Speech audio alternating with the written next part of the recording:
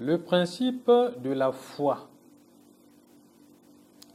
Le principe de la foi est annoncé par Romains chapitre 10 au verset 17.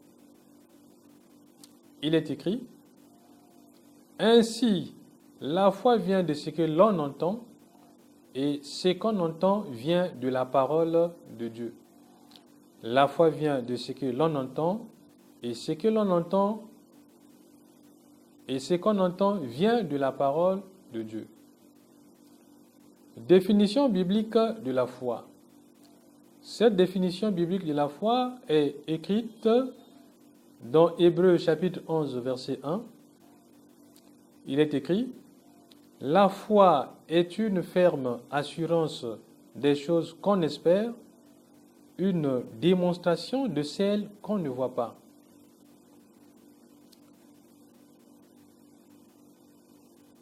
Il y a deux sortes de foi.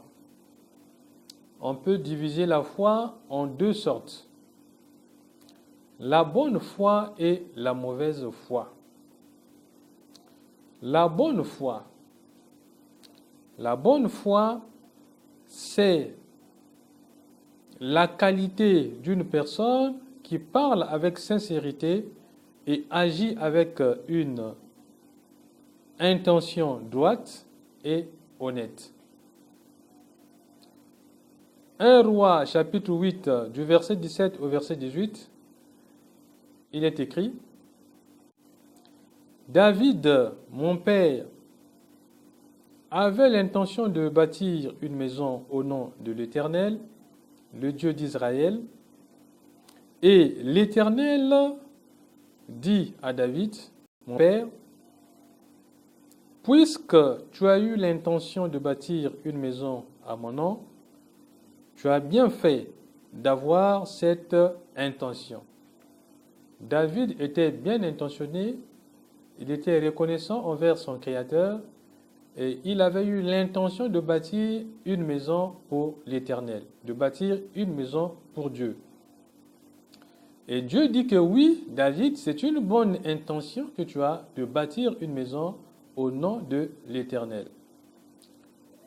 La mauvaise foi. Nous lisons dans Galates chapitre 2 verset 4, il est écrit ceci: Et cela à cause des faux frères qui s'étaient furtivement introduits et glissés parmi nous pour épier la liberté que nous avons en Jésus-Christ avec l'intention de nous asservir. C'est l'apôtre Paul qui le dit, que là où il est passé, là où il annonçait l'évangile, et là où se trouvaient les Juifs faisaient obstacle à l'évangile, s'infiltraient dans le peuple et inspiraient les mauvaises pensées, les mauvais projets contre Paul. C'est la mauvaise foi de ceux qui ne croyaient pas à l'évangile annoncé par l'apôtre Paul. La véritable foi, ou la vraie foi, ou la foi qui amène au salut, vient de la parole de Dieu, vient de la parole de vérité. La parole de vérité, lorsqu'elle est entendue, elle donne la foi, elle suscite la foi, et cette foi conduit au salut.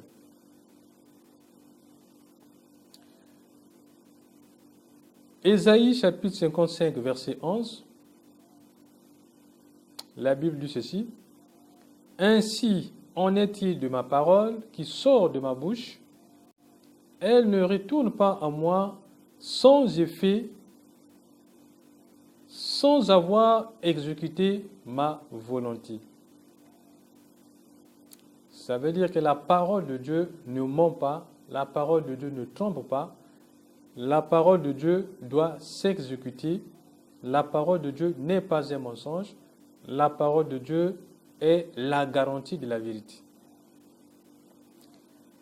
Et cette parole de la foi est combattue par les épreuves, cette parole de Dieu qui donne la foi est combattue, elle est éprouvée. Nous lisons dans Deutéronome chapitre 8, verset 2.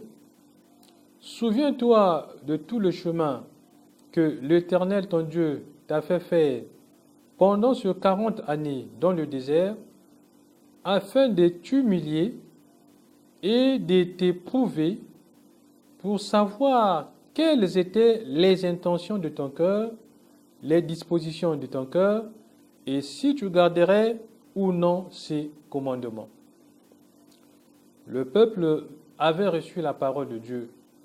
Le peuple marchait dans le désert pendant 40 ans. Et il y avait des difficultés, il y avait des épreuves.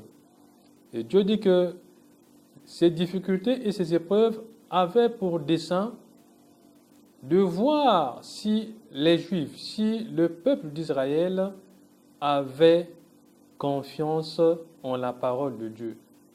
Si le peuple croyait en la parole de Dieu et si le peuple n'abandonnait pas la parole de Dieu malgré les épreuves, malgré les difficultés. Donc leur foi était mise à l'épreuve.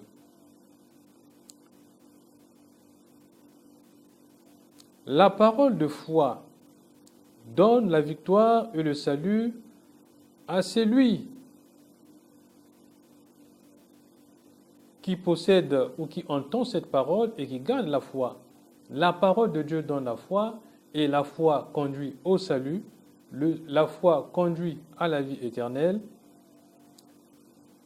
pour celui qui croit, qui accueille et qui croit à cette parole. Marc chapitre 13, verset 13, il est écrit « Vous serez haïs de tous à cause de mon nom, mais celui qui persévérera jusqu'à la fin sera sauvé. »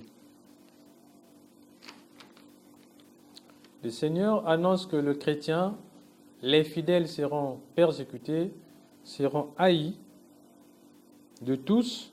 Cela, c'est à cause de son nom. Mais c'est lui qui va persévérer. Celui qui persévérera jusqu'à la fin sera sauvé.